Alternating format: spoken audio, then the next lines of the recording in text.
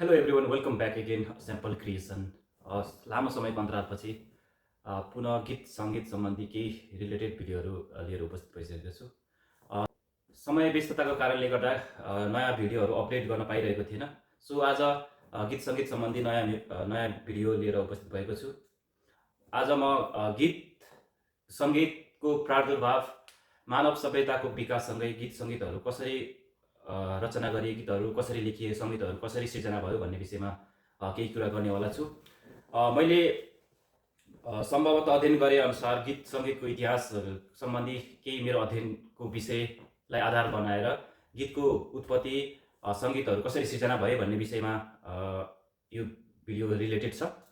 गीत र गीतको शब्द प्राचीन ग्रिक कविताहरूबाट उत्पत्ति भएको पाइन्छ। इतिहासको केही अभिलेख अनुसार गीतहरू ग्रिक कविताको केही वाक्यांशहरूबाट गीती लयमा लेखिने अवस्थाहरू सिर्जना भएको पाइन्छ। गीतको इतिहास ग्रिकको कविता, ग्रिकमा केही शब्दांशहरूको सङ्गालो गरिएर बनाइएको शब्दांशबाट गीतहरूको सिर्जना भएको इतिहास हामी पढ्न पाउँछौँ। मानव सभ्यताको विकाससँगै धेरै कुराहरूको विकास हुने क्रममा हामीले अहिले सुन्ने गरेका गीत सङ्गीतहरू कसरी सिर्जना भए भन्ने विषयमा पुरानो इतिहास, पुरानो कथनहरू जुन मैले अध्ययन गरेको छु, त्यो अध्ययन गर्नेको आधारमा गीतको उत्पत्ति ग्रिसमा लेखिएका केही कविताहरूको वाक्यांशको विकास हुँदै गीती लयमा केही शब्दावलीहरू सिर्जना गर्ने जुन परिपाटी बन्यो, त्यसकै श्रृङ्खलाको रूपमा गीतको सिर्जनाको विकास भएको पाइन्छ। आफ्नो संवेदनाहरूलाई, आफ्नो खुसी, आफ्नो पीडाहरूलाई चाहिँ शब्दमा जसरी उतारिए कविताको माध्यमबाट, त्यही कविताको लयबद्ध शब्दावलीहरूलाई पछिल्लो समयमा गीतको रूपमा विकास गराएको पाउन सक्छौँ हामी। सबैभन्दा पहिलो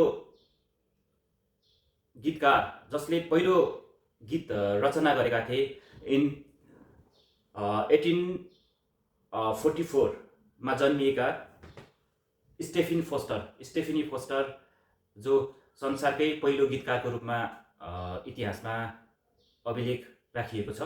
स्टेफनी फोस्टर जो अमेरिकी नागरिक थिए। स्टेफनी फोस्टरले लेखेको पहिलो गीत नै संसारको सबैभन्दा पहिलो गीत बनेको थियो। त्यस पछाडिको गीत लेख्ने श्रृङ्खला, सङ्गीत सिर्जना गर्ने श्रृङ्खलाहरू त्यसपछि विकसित रूपमा हुँदै अहिले गीत सङ्गीतको धेरै भेराइटीहरू, गीत सङ्गीतको धेरै विविध जर्नहरू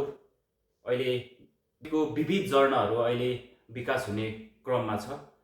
अहिले पाश्चात्य मुलुक, वेस्टर्न कल्चरमा गीत सङ्गीतहरूलाई झन् भेराइटी दिएको छ भने, त्यही सँगसँगै नेपाली सङ्गीतले पनि एक खालको गीत सङ्गीतमा फड्को मारिरहेको हामी पाउन सक्छौँ। एरेथा फ्र्याङ्कलिन जो अमेरिकी नागरिक थिए, संसारमा पहिलो गीत गाउने गायकको रूपमा एरेथा फ्र्याङ्कलिन जो अमेरिकी नागरिक हुन्, उनको नाम इतिहासको पढ्न पाइन्छ। इतिहासको रेकर्ड अनुसार सबैभन्दा पुरानो गीतको रूपमा हुरियन भजन, जुन चाहिँ 13औं शताब्दीमा पहिलो पटक रेकर्ड गरिएको गीत थियो, जसलाई नै संसारको सबैभन्दा पहिलो गीतको रूपमा मानिन्छ।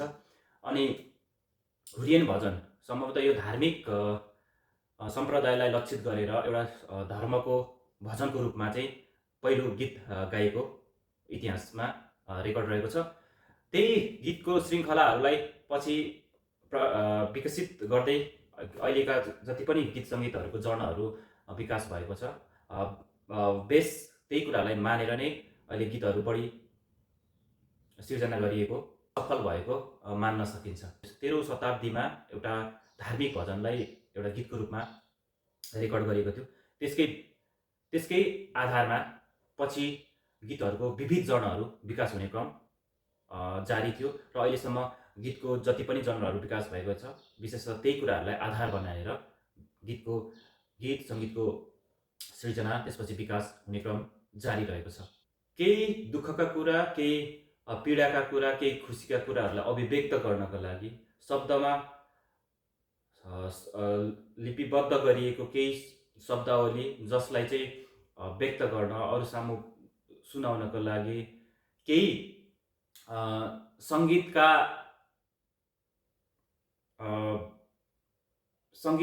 वाद्ययन्त्रहरू सिर्जना भयो त्यो समयमा।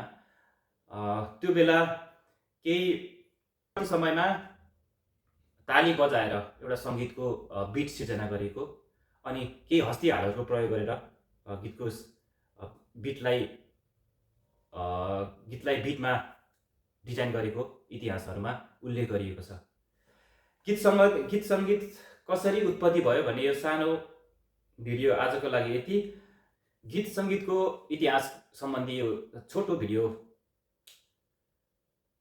आजलाई यति नै। गीतको जनरहरूको विकासको बारेमा अब थप खोज भिडियो लिएर चाँडै नै उपस्थित हुनेछु। त्यतिन्जेलसम्मको लागि स्याम्पल क्रिएसनलाई सब्सक्राइब गर्नु भएको छ भने प्लिज डु सब्सक्राइब, एन्ड भिडियोहरू मन पऱ्यो भने लाइक र सेयर गर्न नबिर्सिनु होला।